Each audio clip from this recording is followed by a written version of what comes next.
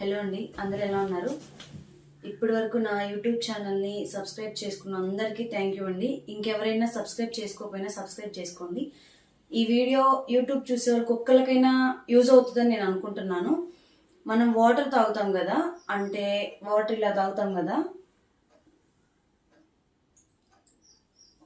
అలా ఎత్తిపోసుకున్నప్పుడు ఏంటంటే మన ఎయిర్ అనేది లోపలికి వెళ్ళి మన స్టొమక్ అనేది పెరుగుతుంది.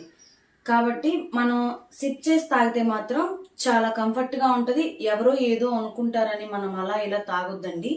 మన కంఫర్ట్ మనం చూసుకోవాలి. ఇంకొకటి ఏంటంటే అలా తాగడం వల్ల ఆ బయట వచ్చే ఎయిర్ ఇలా అంటాం కదా, ఆ ఎయిర్ అనేది లోపలికి వెళ్తుంది.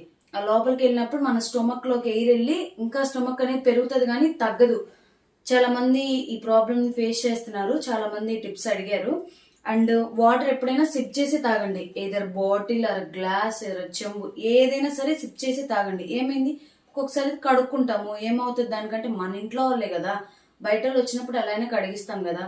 ఈ వీడియో ఎందుకు చేస్తున్నానంటే చాలా మంది చాలా సార్లు అడిగారు, ఇలా ఏంటి, ఎట్లా వస్తుంది ఏంటి అనేది. ఒక్కరికన్నా యూజ్ అవుతుంది అని చెప్పేసి ఈ వీడియో తీస్తున్నానండి. ఒకవేళ మీకు ఏదైనా యూజ్ అయితే వేరే వాళ్ళకి షేర్ చేయండి. Thank you.